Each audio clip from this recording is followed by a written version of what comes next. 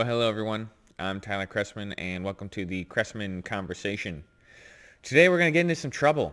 We're going to talk about Joe Biden and the hypocrisy of the left. We're going to get into the Me Too allegations against Joe Biden. And let me just preface this by saying I have been critical of the Me Too movement from the beginning.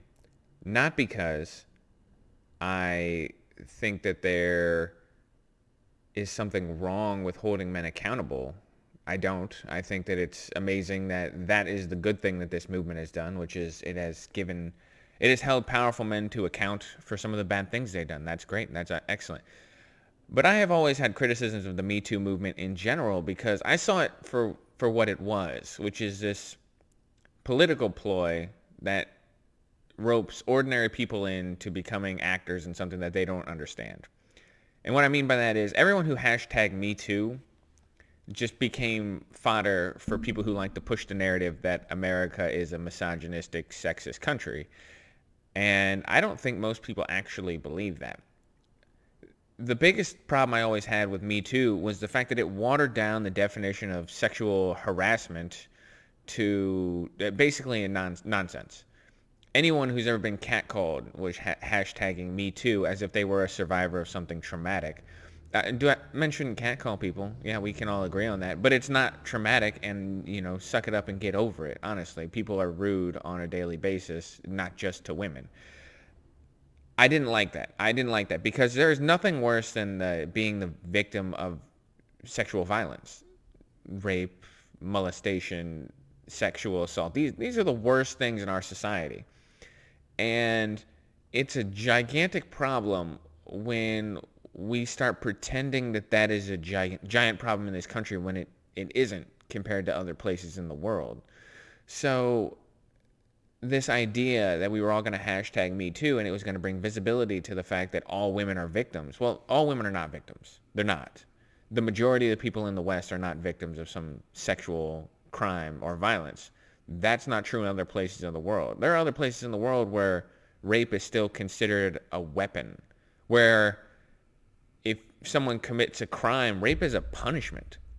We don't have that attitude in the West, and it's a good thing. So I've always been critical of the Me Too movement, and I saw it degrading into what it eventually became, which sort of culminated in the Aziz Ansari story. I don't know if people remember this. Some woman wrote a terrible sort of op-ed about a date she had with Aziz Ansari, where basically she went on a date with him. He was kind of awkward. She didn't really like it, but went back to his house and made out with him and got naked, all of her own volition, and then said she felt pressured to have sex with him and do all these different things. It's like, at what point do you stop becoming the person in control of your actions? You're going to say Aziz Ansari was a bad guy for wanting to have sex? Did he force you to do anything? Anyway, read the piece. It was nonsense. And this is sort of what it became. It became this sort of watering down of sex and interactions between men and women, and that nonsense that they try to push now, the what is it? The positive consent. Can I put my hand on your shoulder? Can I do this? Can I do that? No one likes that. That's nonsense.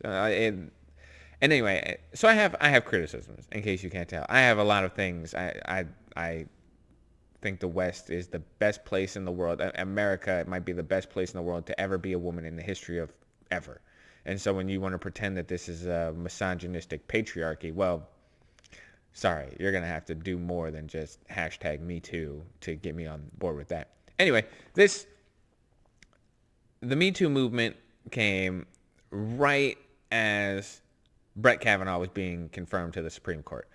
And who remembers, who can think all the way back to a couple years ago when Brett Kavanaugh was the most hated man in America? I always have hated the way Brett Kavanaugh was treated. It's so not appropriate. It inspired his nomination to the Supreme Court inspired countless hot takes and articles, opinion pieces, undercover journalism. There were books written about this guy's nomination to the Supreme Court because Dr. Christine Blasey Ford said when he was in high school 35 years ago, he and his buddy pushed her into a bedroom at a party that she was at and sort of felt her up over her bathing suit and tried to take her bathing suit off, but I think it was a one piece and they couldn't get it off, and then they just sort of let her go and she ran off to this party. That's the allegation in whole. That Brett Kavanaugh in high school pushed a woman on a bed and felt her up against her will. Not great. Not a good thing.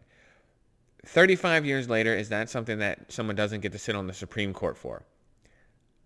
No, not with the evidence that was supplied. And honestly, even if it had happened, let's say it had happened and he had owned it and just said, yeah, oh, I remember that.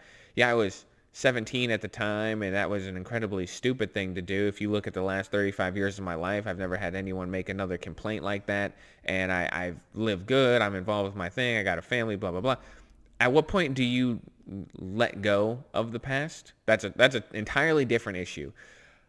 But let's just talk about the fact that this was 35 years ago, and she didn't remember the time, didn't remember the place, provided lists of witnesses, all of whom denied either being at the party or remembering the incident at all. There's no contemporaneous evidence. She had told, she had told a friend at some point in her past, and I think she had mentioned it to a counselor maybe in 2008 when Joe Biden was the vice presidential nominee. But nothing at all. And everyone acted as though Brett Kavanaugh was guilty beyond a reasonable doubt. He obviously was guilty to most of the people on the left. And this is something I said was just ridiculous. You can't hold people to the standard where if they're accused of a crime, they committed the crime. That's not okay. And then in the news media, and everyone just ran with it and treated that guy like he was guilty from day one. From the day the accusation came out, they treated him like he was guilty. And all you have to do is go back and read the headlines. Google Brett Kavanaugh and sexual assault, or just Google Brett Kavanaugh sexual assault and read the headlines that pop up. It'll be Brett Kavanaugh's alleged victims speak out on him, and Brett Kavanaugh and his history of mistreatment of women. All of these things. The articles are not flattering. And they did this not only with the Christine Blasey Ford one, which was the most credible of all the allegations made against him, but they did this with the Ramirez allegation, which is that when he was in college, he had his penis out at a party and kind of waved it in her face. Again, something not verified by anyone else. No one remembers it. No one remembers the incident. No contemporaneous evidence. And then they went in and they did this with other allegations, which are even less credible than that.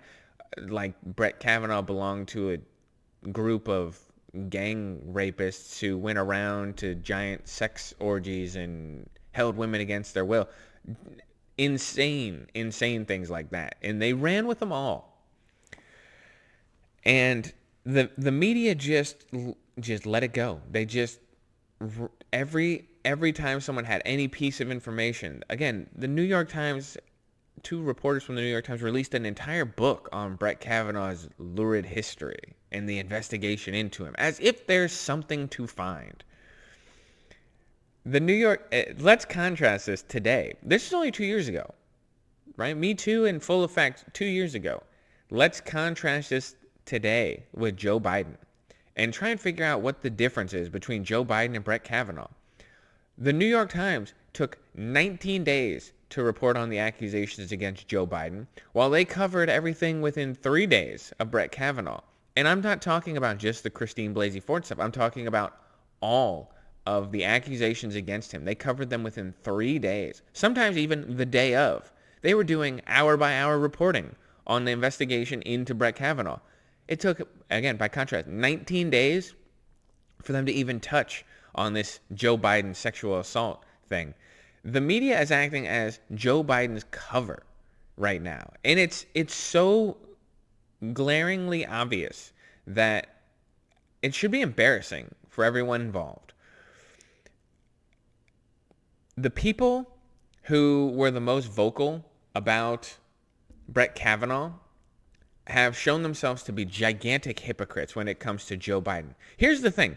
The Joe Biden accusation is as credible as the accusations were against Brett Kavanaugh. It, without a doubt, is. They are as credible. So if you pretend that they aren't, and in fact, they might even be more credible, by the way. And if you pretend that they aren't, it's because you like Joe Biden and didn't like Brett Kavanaugh. And that is the end of that story. If you don't take them as seriously as you did against Brett Kavanaugh. Here's the thing. Christine Blasey Ford, she seemed like she was an honest, truthworthy person. I'm not afraid to say that. She seemed like she was not out there to score political gains. I, from the beginning, said that this was not a reason to put someone on the Supreme Court. I will say this right now. I don't think this accusation is enough for Joe Biden not to be president. I do not personally believe that.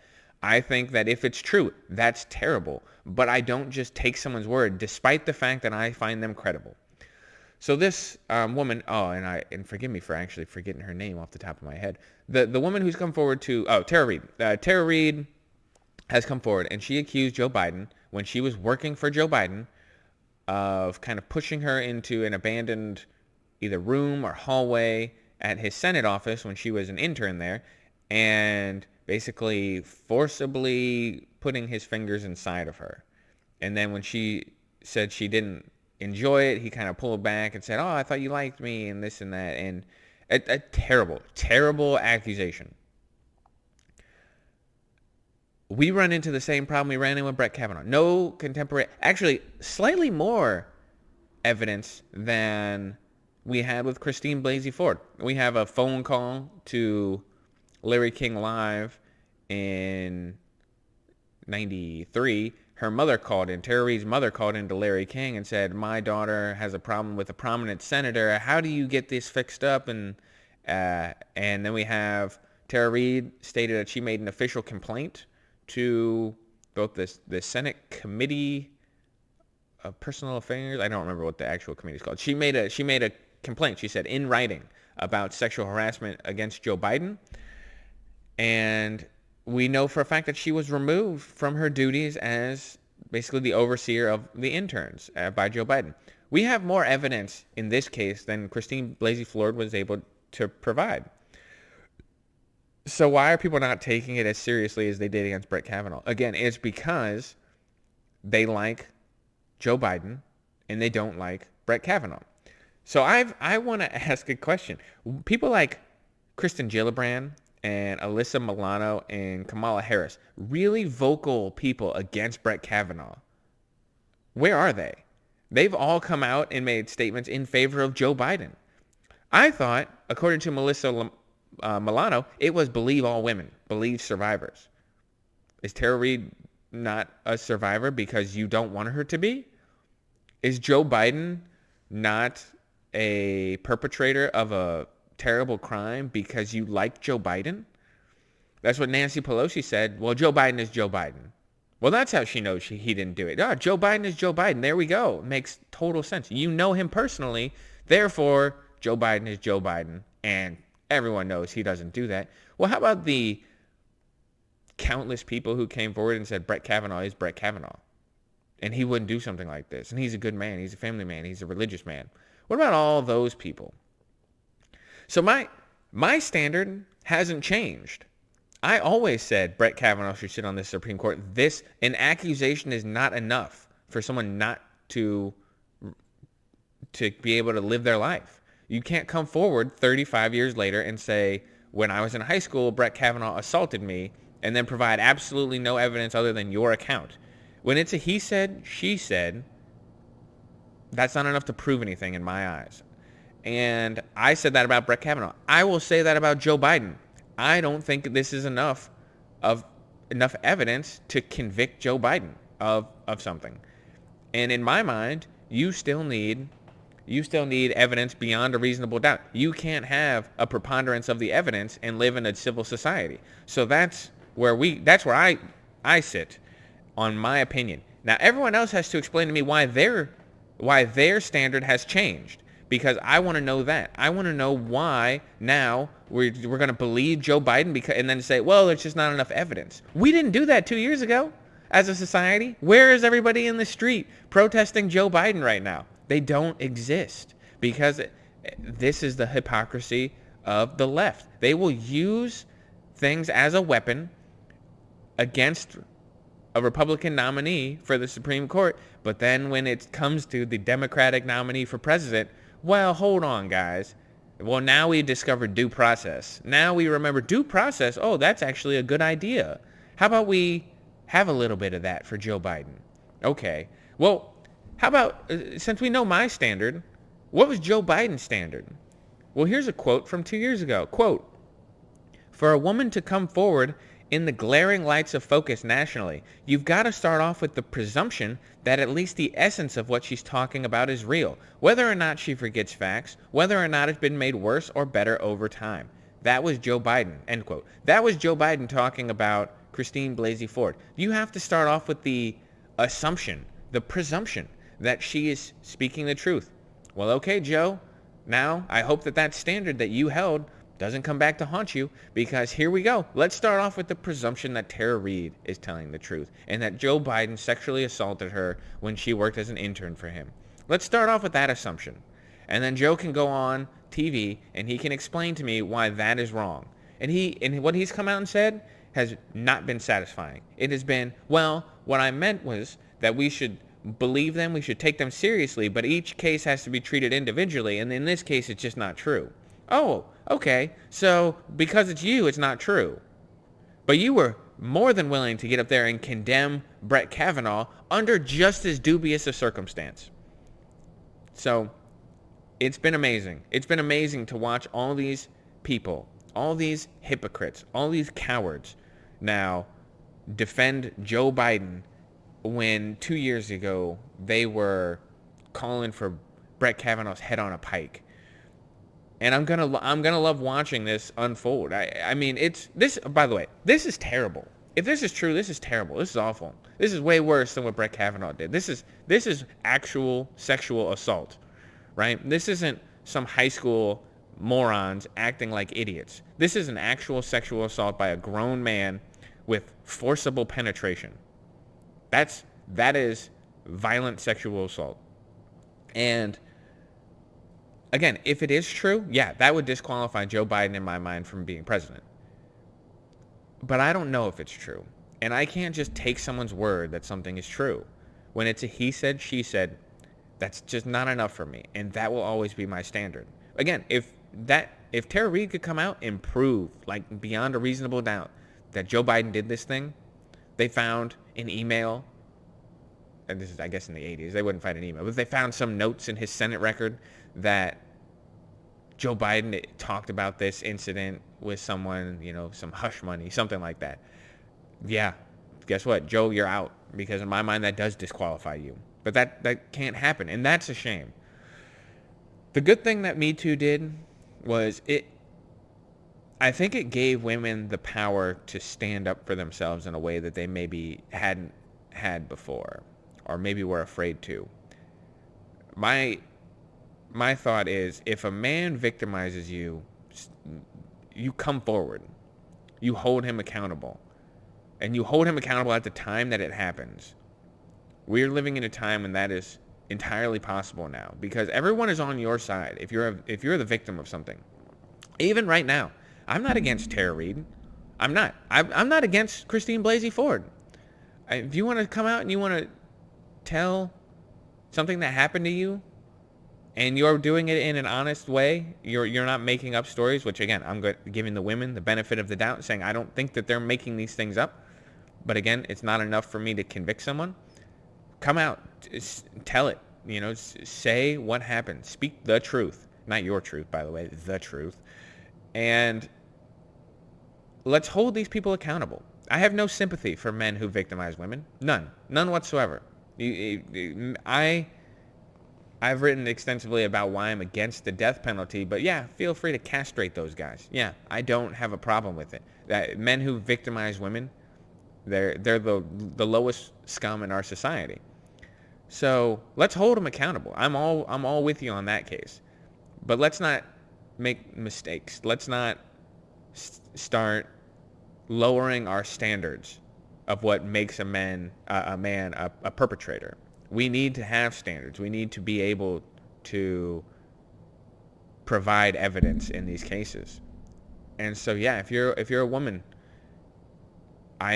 we all have your back. Everyone does. Even people like me who've been critical of the Me Too movement. We want women to be empowered to speak up for themselves, stand up for themselves. And to do that, we have to do it at the time that it happens. We can't wait 35 years and then come out with an accusation. It's a different time now, but that is important for us to remember moving forward. So we're going to watch over the next couple weeks how these things play out. If we're going to be called for investigations like they called into Brett Kavanaugh, I would welcome them, just like we welcomed him against Brett Kavanaugh. Investigate all you want. If you can find evidence, great. If you can't, then you shouldn't be out there protesting nonstop every single day. No questions or comments this week on the podcast from last week. I think we're going to leave it there today. And one thing I did want to say right here at the end.